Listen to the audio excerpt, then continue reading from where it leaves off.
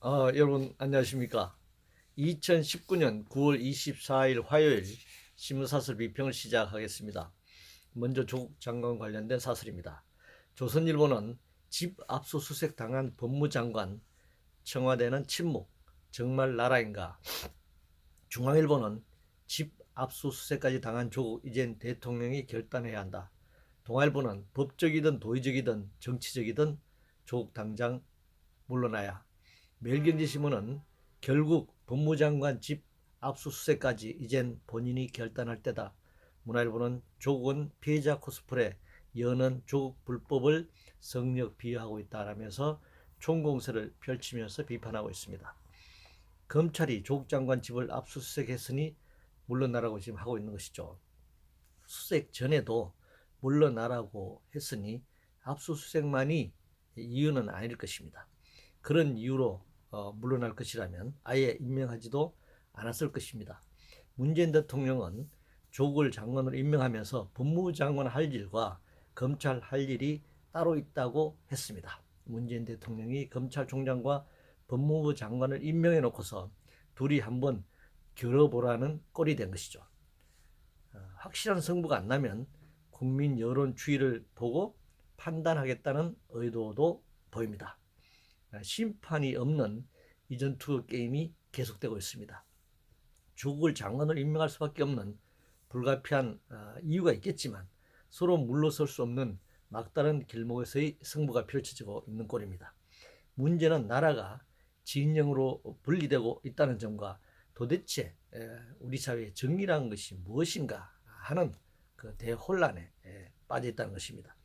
고위공직자 임명의 잣대와 기준은 어디에서 찾을 것인가, 과연 이 기준을 누가 말할 것인가 하는 부분에 대해서 혼란을 겪고 있다, 이렇게 얘기할 수 있겠습니다.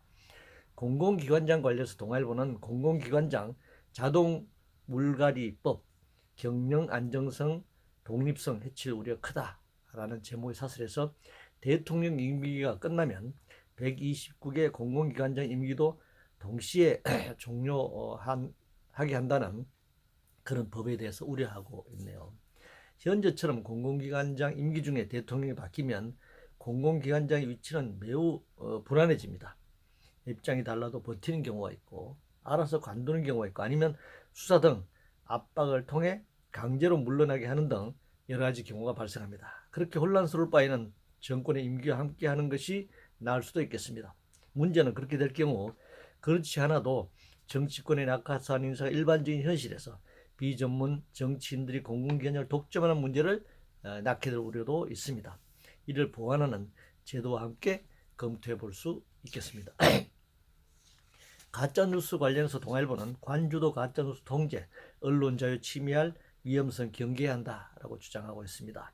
가짜뉴스를 막는 것과 언론 자유를 침해하는 경계선이 명확한 것은 아니죠. 가짜뉴스냐 아니냐를 걸러내는 역시 쉬운 일이 아닙니다. 결국 정치가 깨끗하게 되면 가짜뉴스도 줄어들 수밖에 없을 것입니다.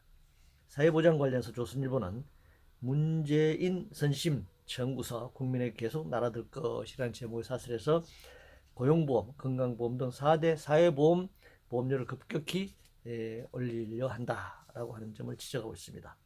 4대 보험료를 급격하게 올리지 않는 방법은 정부가 조세 재정을 통해 4대 보험을 지원하면 되는 것입니다. 4대 보험 적용을 확대하는 것은 대통령이 국민에게 선심을 쓰는 문제가 아닙니다. 국민이 누려야 할 당연한 복지를 대통령이 국정을 통해서 실현하는 것입니다. 규제 관련해서 조선일보는 변화는 없이 값만 오르는 게 한국의 혁신이라는 제목의 사설에서 미국 우버와 달리 승합차 서비스 타다는 요금이 20 내지 40%가량 더 비싸다. 설악산 국립공원 오색케이블카 사업조차 최근 백지화됐다. 도시테크, 기술활용 금융 경쟁력이 하위에 있다. 매일경제신문은 택시요금 인상으로 이어진 차량 공유 규제의 역섭이라는 제목의 사설에서 모빌리티 갈라파고스로 방치되고 있다, 이렇게 비판하고 있는데요. 기술 발전이든 제도의 변화든 기존의 산업과 그것에서 삶을 살아가는 사람들의 문제를 해결하는 것은 당연한 일입니다. 국가는 이를 법률에 기반해 정책을 세우고 집행해야 합니다. 자본주의 사회에서 규제를 푼다는 것은 자본의 이윤 극대화나 환경 파괴로 귀결될 수 있다는 점에서 매우 신중해야 하기 때문입니다. 재산세 관련해서 중앙일보는 재산세 부과철에 나오는 중산층의 한숨이라는 제목의 사설에서 조세 부담이 이렇게 급격히 늘게 되면 국민 생활은 피폐해질 수밖에 없다 이렇게 주장하는데요.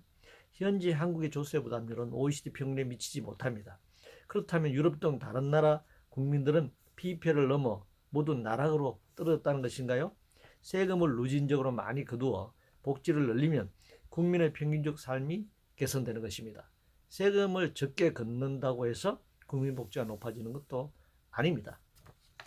법률 서비스 관련 상경신문은 법률 서비스 경쟁 강화해 지식산업을 키워야 한다라는 제목의 사설에서 개방, 글로벌 경쟁력을 강조하고 있네요.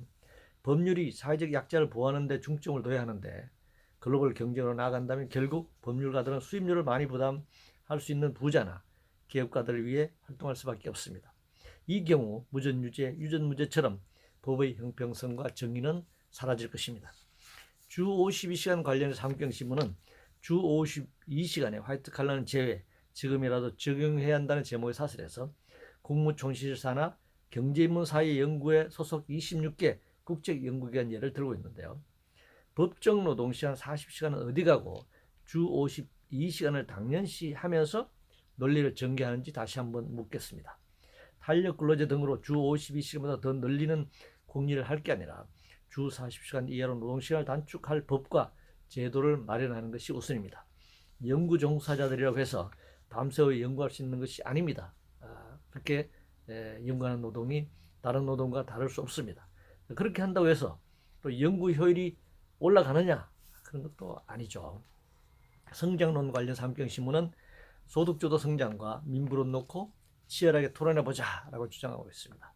문재인 정부와 집권 민주당의 소득주도 성장이든 자유한국당의 민부론이든 성장론에 기초하고 있는 측면에서 보면 똑같습니다.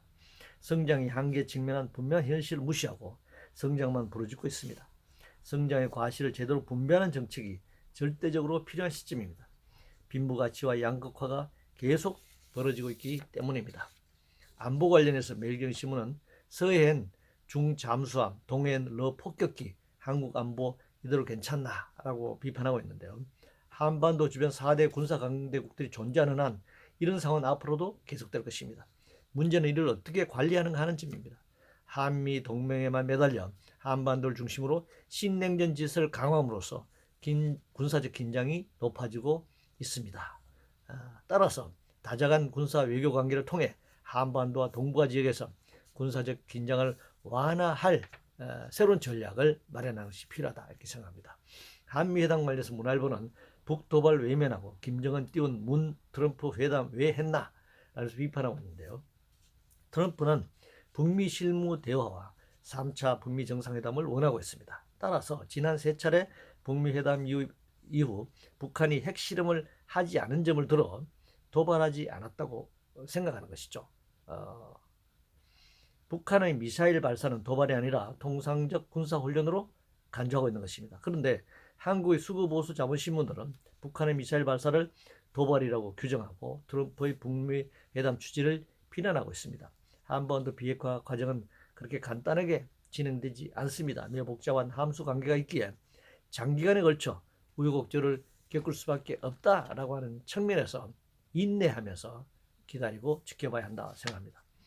대형 쇼핑몰 관련해서 문화일보는 당정의 복합 쇼핑몰 규제안 진단도 대책도 시대착오적이다라는 제목의 사설에서 대형마트에 대한 겹겹 규제로 생사 기로에 놓여 있다. 골목 상권 보호 낡은 프레임으로 시장 통제하는 건 시대착오적이다 이렇게 주장하고 있는데요. 복합 쇼핑몰이 어려운 것이 골목 상권 보호 때문인가요? 전혀 그렇지 않습니다. 온라인 판매가 증가하고 경제가 후퇴하고 재벌 대기업의 무분별한 복합 쇼핑몰 확장이 빚어낸 과잉 때문이다 라고 하는 점을 지적하고 싶습니다. 이상으로 2019년 9월 24일 화요일 신문사설 비평을 모두 마치겠습니다.